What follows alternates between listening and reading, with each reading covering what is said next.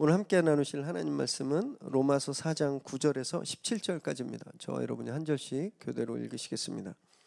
그런즉 이 복이 할례 자에게나 혹은 무할례 자에게도 나냐 무릇 우리가 말하기를 아브라함에게는 그 믿음이 의로 여겨졌다 하노라. 그런즉 그것이 어떻게 여겨졌느냐? 할례시냐 무할례시냐? 할례시가 아니요 무할례시니라.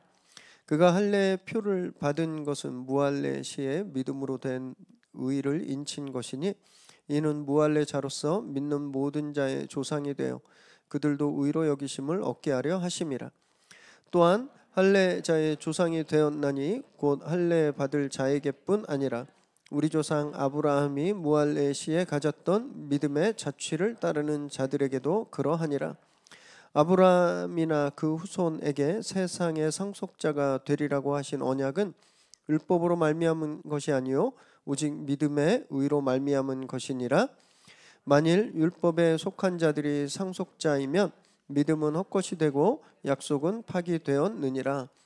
율법은 진노를 이루게 하나니 율법이 없는 곳에는 범법도 없느니라. 그러므로 상속자가 되는 그것이 은혜에 속하기 위하여 믿음으로 되나니 이는 그 약속을 그 모든 후손에게 굳게 하려 하심이라. 율법에 속한 자에게 뿐만 아니라 아브라함의 믿음에 속한 자에게도 그러하니 아브라함은 우리 모든 사람의 조상이라 함께 읽습니다. 기록된 바 내가 너를 많은 민족의 조상으로 세웠다 하심과 같으니 그가 믿은 바 하나님은 죽은 자를 살리시며 없는 것을 있는 것으로 부르시는 이시니라. 아멘. 오늘 우리에게 주시는 하나님의 말씀입니다. 최근 몇 년 새에 아주 빠르게 또 새롭게 각광받고 있는 비즈니스가 있습니다. 사진 한번 띄워주시겠어요? 네, 요 회사들 이름 한번 보세요. 뭐 하는 회사들일까요? 랩지노믹스, 마이크로젠, 엔젠바이오, 제노플랜 코리아, 클리노믹스, 테라젠 바이오. 다 한국 회사들입니다. 뭐 바이오가 들어가니까 무슨 바이오 회사, 제약 회사 정도로 생각되시는데 DNA 검사 업체들입니다. 10년 전까지만 하더라도요, 2003년까지만 해도 인간의 30억 개의 염기 서열을 모두 파악하는 데까지 걸린 시간이 10년이 걸렸습니다. 10년 동안 이 유전자 서열이 다 파악이 됐어요. 그리고 그때 투자된 비용이 30억 달러, 우리 돈으로 약 4조 원 가까이 되는 돈이 들었습니다. 그런데 그 이후로 과학기술이 빨리 발전하고 초고속 분석기가 막 속속들이 개발이 되었어요. 그래서 지금은 약 하루 정도 시간만 지나면 검사가 완료된다고 해요. 비용도 10만 원도 안 된답니다. 굉장히 그 각광받고 있는 시장이에요. 이 부분이 특히 IT 스타트업들이 앞다투어 뛰어들고 있고요. 요 아까 보신 저 6개 회사는 국내 정말 많은 스타트업 중에 복지부의 인증을 받은 6개 회사입니다. 세계적으로 보면 훨씬 더 많아요. 훨씬 더 많습니다. 보통은 이 타액, 전문용어로 침을 이렇게 샘플링해서 보내면 거기에 이제 유전자가 아주 극소량이 들어있대요. 그걸 PCR 방식으로 수백만 배 이렇게 뻥튀기를 시킵니다. 증폭시켜서 그걸 분석하고 그 결과를 이제 온라인 앱으로 보내오고 책으로도 보내오는 이런 서비스예요. 처음에 이 서비스가 미국에서 제공되었을 때 제 기억으로 2016년, 17년 됐을 텐데 그때 미국에 뭐가 유행이었냐면 조상찾기, Finding My Ancestor, 조상찾기 붐이 막 일었습니다. 실제 이걸 모티브로 넷플릭스에서 얼마 전에 영화가 올라왔는데 인비테이션이라는 영화입니다. 호러 무비인데 재밌기도 해요. 시간 있으시면 보시기 바랍니다. 워낙에 다민족 사회잖아요. 그냥 여러 인종들이 섞여 있어서 사람들이 궁금해진 거예요. 이 유전자 검사를 하면 내 뿌리가 어디일까? 우리 조상이 어디서 온 사람일까? 유럽에서 온 사람일까? 아시아에서 온 사람일까? 아프리카에서 온 사람일까? 이게 궁금해진 겁니다. 그 사람들이 진짜 샘플링을 많이 해서 많이 보내서 그런 분석을 했는데, 한 백인 우월주의자가 유명한 사람이에요. 자기는 골수 백인, 정통 백인, 순도 100%의 백인 혈통이라고 주장하면서 유전자 검사를 보냈는데, 놀랍게도 그 피에 흑인 유전자가 30%나 섞여 있었습니다. 그래서 망연자실했던 그런 에피소드도 뉴스에 보도되기도 했는데요. 우리나라는 어떨까요? 우리 민족, 백이 민족, 단일 혈통, 우리 되게 자랑스럽게 여기고 있거든요. 우리 피가 하나다. 우리 A형, B형, O형 말고 그냥 우리 한국 사람의 이 진은 하나다, 이렇게 생각하고 우리 되게 자랑스럽게 여기고 있는데, 한 신문사 기자가 이 궁금해서 직접 테스트를 해봤답니다. 분석을 받아봤더니 일본인 45%, 몽골인 31%, 중국, 베트남이 22%, 심지어 아메리칸 인디언이 1%나 피에 섞여 있었대요. 물론 업체 두 곳에 보내서 조금씩 달랐는데, 저희 100% 한국 사람 이러고 나올 줄 알았는데 아니었다는 거예요. 일본 피, 몽골 피, 그다음에 동남아시아, 심지어 아메리카 대륙의 네이티브 아메리칸, 우리가 흔히 인디안이라고 하는 그 피도 있었다라는 거예요. 호모지니어스, 우리 단일민족이라고 굳게 믿고 있었는데 분석해봤더니 단일민족이 아닌 겁니다. 그래서 외국인 노동자들 무시하시면 안 돼요. 우리 다 피가 그냥 어느 정도 섞여 있습니다. 다. 저와 여러분도 검사해 보면 아마 비슷하게 나올 겁니다. 비슷하게 여러 국가들이 나올 거예요. 그래서 이 족보가 참 믿을 게 못 되는구나 생각했습니다. 제가 일광산이라고 불리는 광산김씨 뼈대 있는 가문의 자손인데, 족보에 외국 이름 하나도 없습니다. 뭐 알프레도 뭐 이런 이름 하나도 없어요. 그런데 검사해 보면 유전자엔 다 나와 있는 겁니다. 보면 서양이든 동양이든 사람들은요, 자기 미래에 대해서 궁금한 것만큼 자기 과거에 대해서 되게 궁금한 것 같아요. 내가 어디서 왔는지, 우리 조상이 누구였는지, 그리고 그 과거에 대한 자부심, 자신의 뿌리에 대한 자부심은요, 종종 현재 자기에 대한 자부심이 됩니다. 우리 몇 대 할아버지가 영의정했어, 굉장히 자부심 느껴요. 나는 구급공무원도 아닌데 굉장히 자부심을 느끼는 거죠. 우리 시조가 뭐 이렇게 정승판서를 했거나 왕자였다 그러면 왠지 괜히 제 피가 로열인 것 같고 굉장히 자랑스러워하잖아요. 이런 경향이 있는 겁니다. 그리고 이런 건요, 유대인들에게 아주 독보적으로 강하게 나타났죠. 유대인들은 무엇을 자랑스러워했냐면 자기들이 아브라함의 핏줄, 아브라함의 후손이라는 것이 너무너무 자랑스러웠습니다. 그리고 그 증거가 자기들 몸에 있었어요. 그게 바로 할례였습니다. 할례가 자기들이 아브라함 혈통에 속한 자라는 거예요. 그 자부심이었어요. 그런데 그렇게 우리가 단일 민족인 줄 알았는데 피 검사해 보니까 여러 민족이 섞여 있었던 것처럼 오늘 다윗이 오늘 바울이 이들의 유전자 분석을 합니다. 너희들이 그렇게 붙들고 있는 할례 율법, 사실은 그것이 아브라함의 후손이라는 정체성을 보장해 주는 것이 아니다. 오늘 이것을 증명해요. 유대인들 오늘 본문을 나누면서 그 베베 집사님이 카랑카랑한 목소리로 이 편지를 낭독하셨을 텐데, 유대인들의 경악하는 그런 얼굴들, 그들이 받았을 충격을 좀 상상하시면서 말씀을 나누시면 좋을 것 같아요. 율법과 할례는 목숨이었습니다. 목숨, 자기들의 목숨이었어요.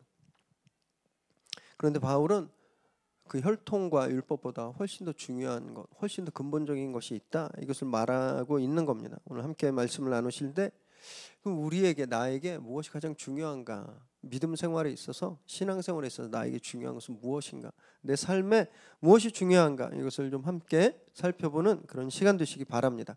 9절과 10절 읽습니다. 시작.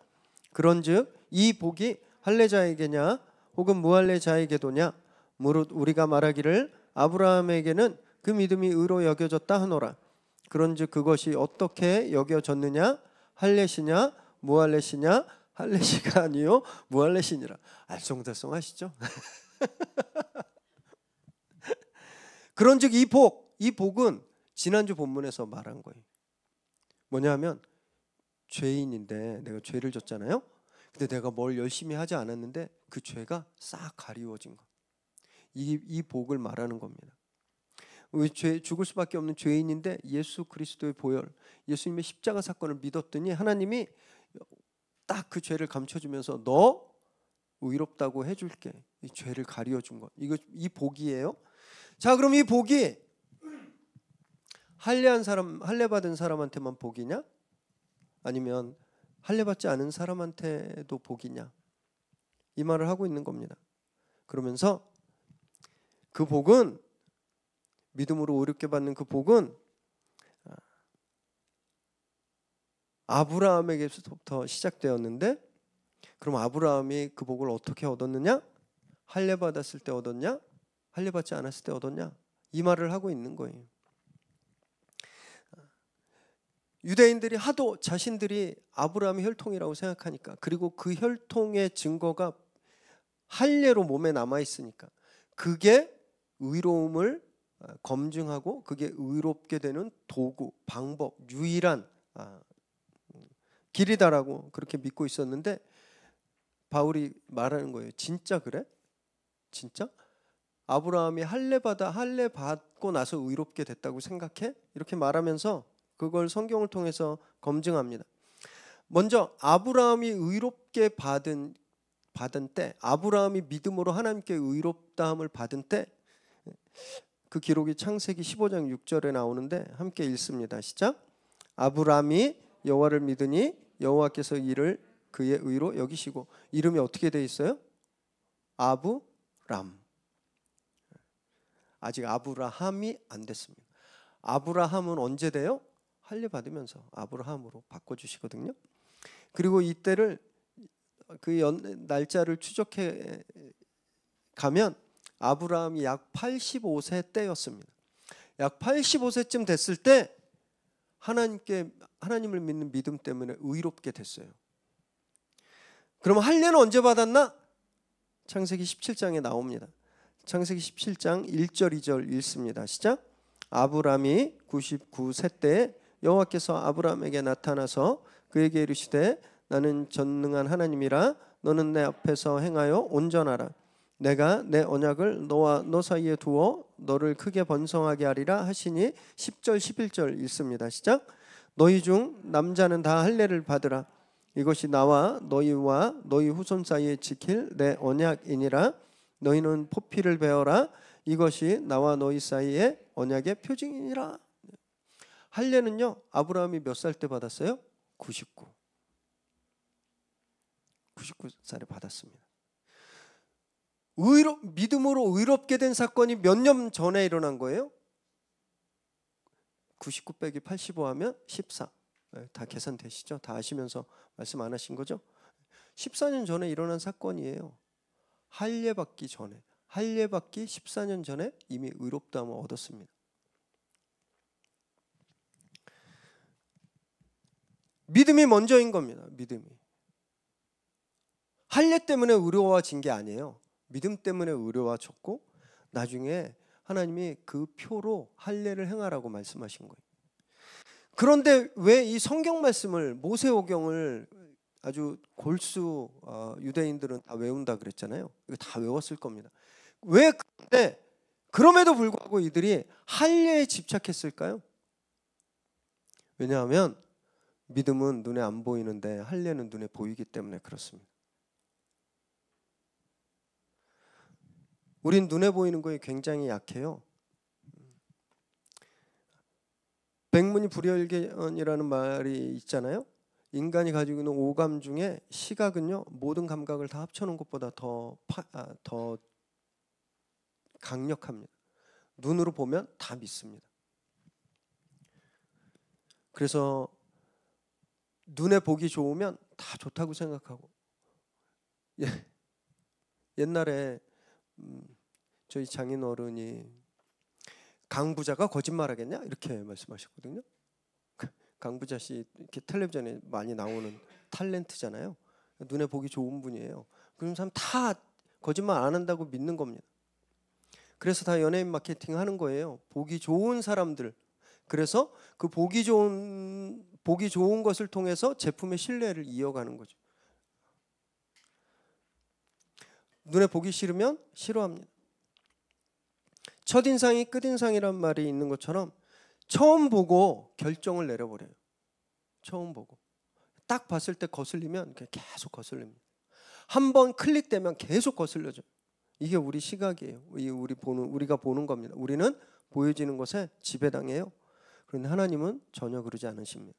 하나님은요, 보이는 겉모습이 아니라 보이지 않는 내면, 심령을 살피시거든요. 사무엘상 16장 7절 읽습니다. 시작. 여호와께서 사무엘에게 이르시되 그의 용모와 키를 보지 말라. 내가 이미 그를 버렸노라. 내가 보는 것은 사람과 같지 아니하니 사람은 외모를 보거니와 나 여호와는 중심을 보느니라 하시더라.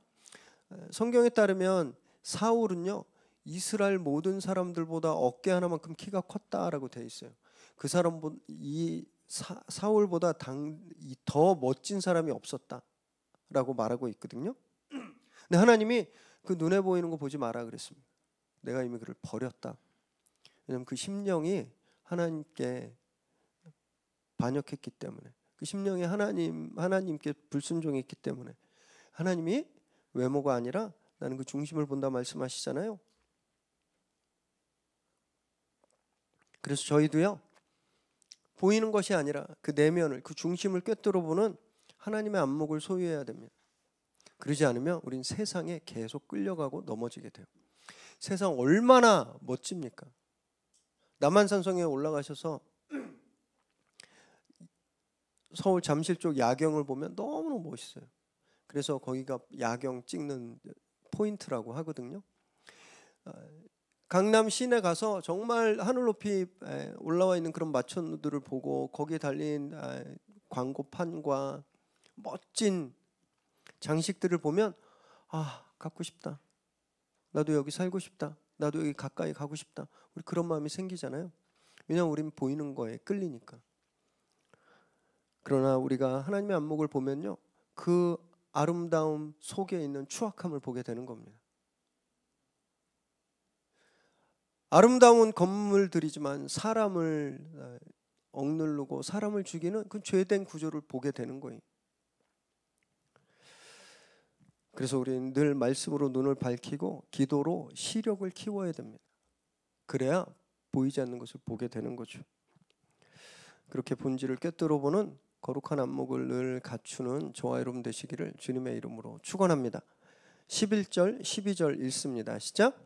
그가 할례의 표를 받은 것은 무할례시에 믿음으로 된 의를 인친 것이니 이는 무할례자로서 믿는 모든 자의 조상이 되어 그들도 의로 여기심을 얻게 하려 하심이라. 또한 할례자의 조상이 되었나니 곧 할례 받을 자에게뿐 아니라 우리 조상 아브라함이 무할리 시에 가졌던 믿음의 자취를 따르는 자들에게도 그러하니라. 바울은요, 아브라함이 할례 받기 전에 이미 믿음으로 의롭게 여김 받았다고 말했잖아요. 그래서 그것 때문에 아브라함이 할례 받은 자뿐만이 아니라 할례 받지 않은 자들의 조상이 된다라는 것을 지금 풀어내고 있는 겁니다. 할례를 정의해요. 할례는 의로움을 받는 도구가 아니라 의롭게 된 것의 표지판일 뿐이다라고 말하는 겁니다. 그 표시라는 것뿐이에요. 그래서 그 표시를 받기 전에 의롭게 된 이유는 할례 안 받아도 믿음만 있으면 의롭게 된다라는 것을 보여주기 위함이라는 거예요. 그리고 또 그가 그렇게 의롭게 된 상태에서 14년 후에 할례자의 조상이 된 거다. 그래서 결국 할례를 받든 할례를 받지 않든 믿음으로 하나님의 의를 얻게 되는 거다라고 말하는 거예요. 그래서 그가 모든 믿는 사람들의 조상이 되는 거다라고 풀어가고 있는 겁니다. 할례는 상징, 표지예요. 표지.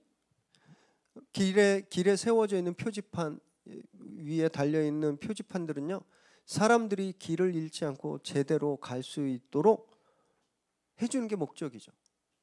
표지판이 목적인 건 아니에요. 그죠?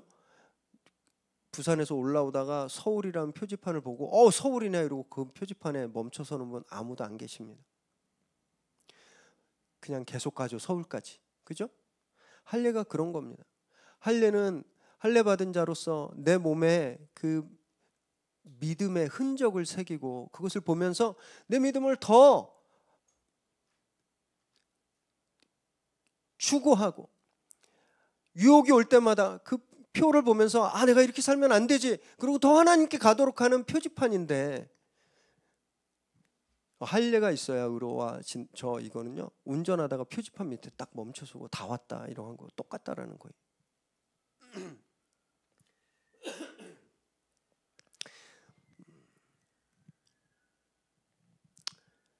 우리도 믿음 생활 하다 보면요.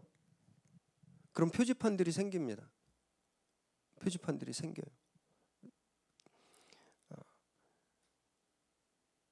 이렇게 하면 믿음 생활을 잘할 거예요. 새벽 기도를 열심히 하면 믿음이 성장할 거예요. 아니면 성경을 1독하고 2독하고 3독하면 믿음이 더 잘할 거예요.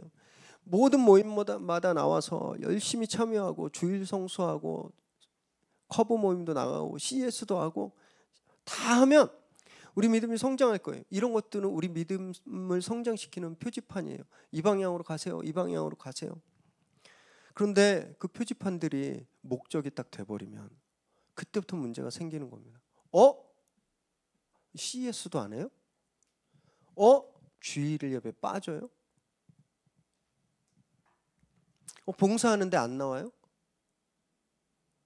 그것으로 남들을 정죄하고 마치 내가 이런 표지판을 따라가고 있는 내가 너무너무 우월한 존재고 내가 너무너무 훌륭한 사람이라고 생각되는 순간 우린 표지판 앞에 멈춰서게 되는 겁니다. 유대인들이 그 할례를 가지고 영적인 특권을 주장했잖아요. 저희는 그런 어리석음을 되풀이해서는 안 되는 거죠. 신앙생활의 좋은 표지판들이 우리를 멈추게 하는 그런 걸림돌이 되지 않도록 늘 겸손히 가던 방향으로 계속 열심히 전진하는 저와 여러분 되시기 바랍니다. 13절 14절 읽습니다. 시작. 아브라함이나 그 후손에게 세상의 상속자가 되리라고 하신 언약은 율법으로 말미암은 것이 아니요 오직 믿음의 의로 말미암은 것이니라. 만일 율법에 속한 자들이 상속자이면 믿음은 헛것이 되고 약속은 파기되었느니라. 할례에 대해서 검증을 끝내고 이제 바울은 율법에 대해서 검증을 시작합니다. 하나님께서 아브라함과 그 후손에게 기업을 주시겠다. 그 기업의 상속자가 되겠다고 약속하셨죠. 근데 그 약속은 율법 때문이 아니라 믿음 때문이다 이 말을 하고 있는 거예요. 저희가 로마서 시리즈를 하기 전에 창세기 시즌2 아브라함 시리즈를 했는데요. 그때 기억을 떠올려 보세요. 하나님께서 아브라함에게 주신 4가지 약속이 있습니다. 4가지 약속. 첫 번째는 가나안 땅을 기업으로 주겠다. 두 번째는요. 너에게 아들을 주겠다. 후사를 주겠다. 아들을. 세 번째는 네 후손이 하늘의 별만큼 바닷가의 모래만큼 많게 하겠다. 그리고 네 번째는 내 후손으로 인해서 세상 모든 민족들이 복을 얻게 될 것이다. 하나님이 이 축복의 약속을 주셨어요. 이 언약을 주셨습니다. 이 언약이 창세기 12장에서 18장 사이에 기록되어 있어요. 그때 율법은 어디 있었을까요? 율법 없었습니다.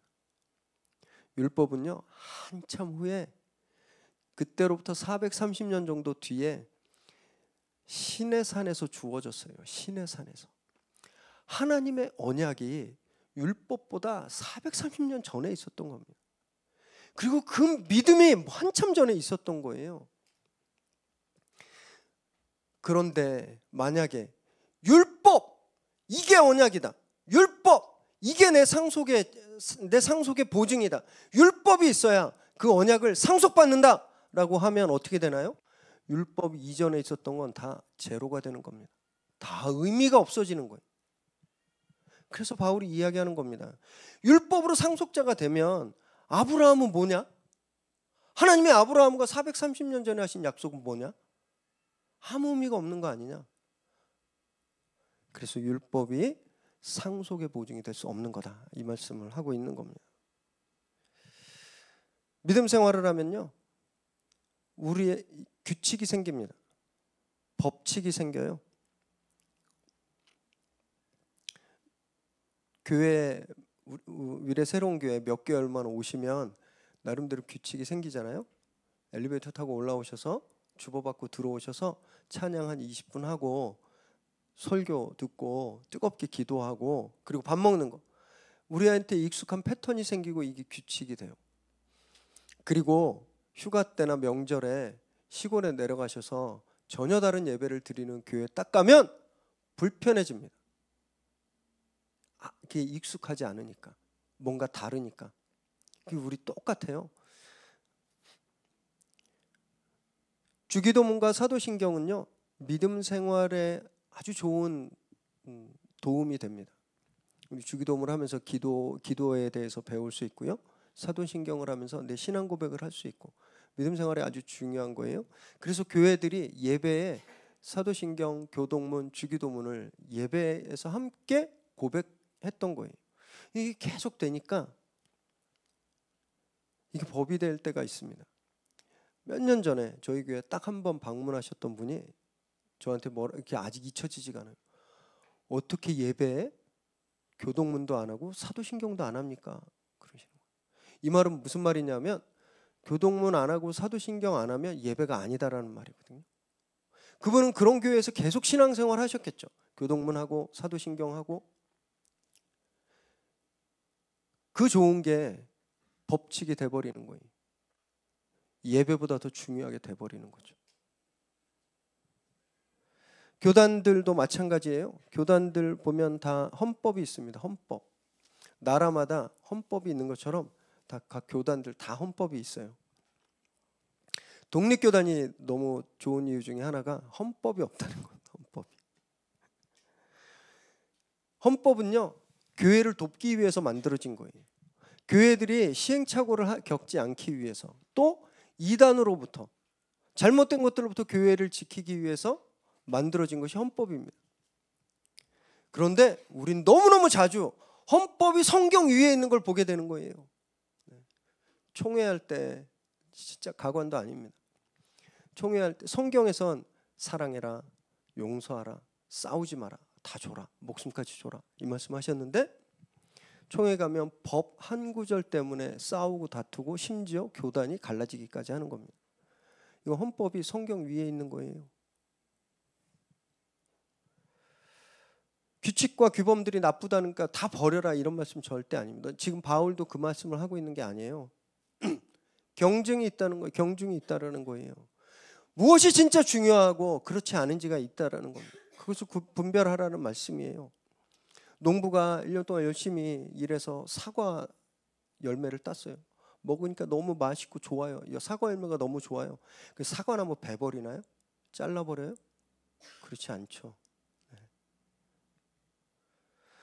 좋은 신앙의 규범들, 우리가 하고 있는, 우리가 익숙한 패턴들, 우리가 마치 규칙처럼 지키고 있는 이 좋은 신앙생활의 열매들 때문에 우리 믿음을 베어버리지 않아야 되는 겁니다. 그러기 위해선 겸손해야 돼요. 내가 불편하더라도 참을 줄 알아야 됩니다. 내가 어색하더라도 받아들일 줄 알아야 되는 거예요. 저와 여러분이 그렇게 겸손한 믿음 생활을 하게 되시기를 정말 바랍니다. 15절 16절 읽습니다. 시작. 율법은 진노를 이루게 하나니 율법이 없는 곳에는 범법도 없느니라. 그러므로 상속자가 되는 그것이 은혜에 속하기 위하여 믿음으로 되나니 이는 그 약속을 그 모든 후손에게 굳게 하려 하심이라. 율법에 속한 자에게 뿐만 아니라 아브라함의 믿음에 속한 자에게도 그러하니 아브라함은 우리 모든 사람의 조상이라. 어떻게 이렇게 말씀을 어렵게 쓰시는지. 율법이 진노를 이루게 한다 말씀하시는 거예요. 율법이 심판을 받게 하나? 그런데 율법이 없는 곳에 범법도 없다. 율법이 없으면 죄도 없나? 이렇게 생각되시잖아요. 이 말씀은요, 저희가 로마서 2장과 3장에서 바울이 죄에 대해서, 죄와 심판에 대해서 이야기하면서 뭐라고 했었냐면, 율법이 있는 유대인들은 나중에 하나님 앞에 섰을 때 율법 때문에 심판받는다 그랬습니다. 왜냐하면 율법 아무도 지킬 수 없으니까. 너 언제 몇 시에 요거 어겼지? 너 언제 몇 월 며칠 날 요거 어겼지? 그래서 그 율법, 자기들이 믿는 율법 때문에 오히려 그 율법에 고소를 당하게 된다라고 바울이 말했습니다. 그럼 율법이 없는 사람들은 자유로운가? 아니라 그랬죠. 율법이 없는 사람들은 하나님이 자연 만물에 자연이 주신 양심의 법에 따라서 하나님이 그 양심의 법의 고발로 심판하신다, 이렇게 말씀하셨거든요. 그 말씀을 여기서 하고 있는 거예요. 율법은 진노를 이루게 한다. 율법은 우리를 고발하는 거다라고 말하는 겁니다. 그리고 율법이 없는 곳에 범법이 없다라는 것은, 예를 들면 남의 물건 훔치면 징역 1년, 이 법조항이 없으면 남의 물건 훔쳐도 처벌받지 않죠. 그러나 그가 죄가 저지른 것이 그가 죄를 저지르지 않은 것은 아닌 거거든요. 처벌 조항이 없어서 처벌을 못 받을 뿐이지 죄잖아요. 하나님 앞에서 처벌받는 거죠. 그 말씀을 지금 하고 있는 거예요, 바울이. 그래서 결국 율법이든 뭐든 아무도 그것으로 의롭게 될 사람은 없다라는 거예요. 그것으로 상속자가 될 사람은 없다라는 겁니다. 그 상속은 오직 믿음 때문이라는 거예요. 그래서 아까 얘기했듯이 아브라함이 할례받지 않을 때 믿었던 그 믿음으로 의를 받은 것으로 인해서 할례받지 않은 사람들도 그 의에 이르러서 아브라함의 상속자가 되고, 또 아브라함이 나중에 그 의의 표로 할례를 받아서 이스라엘의 할례받은 사람들의 조상이 되었던 것처럼, 할례받은 사람은 그 똑같은 믿음으로 상속자가 되는 거다. 그러니까 결국 할례를 받았던, 할례를 받지 않았던, 율법이 있던 율법이 없던 다 믿음 안에서 아브라함의 후손이 되는 거다, 이 말씀을 하고 있는 겁니다. 이 말씀을 할 때 유대인들의 그 경악스러운 얼굴을 한번 생각해 보세요. 지금 로마에 있는 교인들 함께 예배 드리고 있었지만 유대인들은요, 자기들이 특별하다고 생각했습니다. 왜? 쟤네들은 우상 숭배, 천출이에요. 천출. 피가 달라요. 피가 우리하고 피가 달라요. 그래서 같이 겸상하고 예배 드리지만 쟤네들은 뭔가 우열해요. 뭔가 떨어지는. 그런데 바울이 아니야, 니네 똑같아 라고 말하고 있는 겁니다. 그 누구도 그 어떤 행위로도 그 어떤 것으로도 상속자의 직분을 살 수 있는 사람은 아무도 없어요. 그냥 우리에게 주어진 은혜, 그 은혜를 믿는 믿음으로 우리에게 주어지는 겁니다. 그리고 상속자가 되는 것은 동등합니다. 요즘은 그런 말씀들 많이 안 하시는데 옛날엔 한번 들어보셨죠? 천국 가면 뭐 어떤 사람은 금면류관 쓰고 어떤 사람은 개털모자 쓴다고 뭐 그러잖아요. 그 어디 천국이겠습니까? 천국에도 그렇게 차별이 있으면 천국이겠어요? 아니죠. 만민중학교의 이재록이 교인들한테 헌금 강요하면서 1억 이상 하면 하늘나라의 높은 곳에 수영장 딸린 맨션이, 당신 지금 수영장 딸린 맨션을 받았습니다, 있다고 소리하는데 헌금 못 내면 원룸 같은 데서 산다고 하는데 그런 데가 천국이겠습니까? 그런데 가시고 싶으세요? 하나님 나라의 상속자가 되는 건 똑같은 겁니다.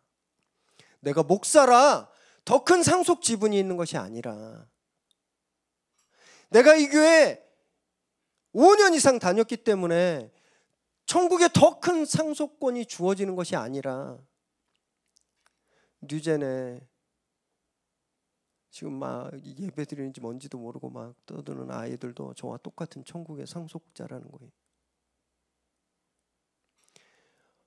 지난주에 오신 분도, 지난주에 예수 믿으신 분도 똑같이 천국의 상속자라는 겁니다.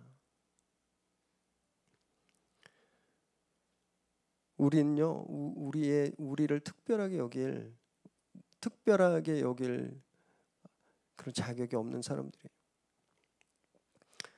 하나님께서 우리에게 천국의 상속권을 주시기 위해서 당신의 가장 소중한 아들을 죽이셨잖아요. 값없이. 그 은혜 앞에서 뭘 자랑할 수 있겠습니까? 제가 남들보다 조금 더 열심히 뭐 했다고 그게 자랑거리가 되겠습니까? 제가 목사로 교회를 섬겼다는 게 그 은혜 앞에서 빛이나 나겠습니까? 더 죄송할 뿐이죠. 사랑하는 여러분, 우리는요 지금 옆에 계신 분, 앞에 뒤에 계신 분 다 똑같고 동등한 하나님의 자녀입니다. 교회 안에서 우리를 조금 더 대단한 분, 조금 더 중요하지 않은 분 갈라놓을 것은 없습니다. 그리고 그런 것이 있으면 절대 안 됩니다. 나하고 다른데, 내 기준에 안 차는데, 나만큼 모르는데 이렇게 무시하고 지적하고 미워해서도 안 되는 거예요. 그게 우리의 할례이고 그게 우리의 율법인 겁니다. 나와 같은 상속자인 형제자매들을 사랑하고 존중하는 저와 여러분 되시길 바랍니다. 그래서 정말 우리 안에 있는 믿음의 참된 가치를 증명하시기를 주님의 이름으로 축원합니다.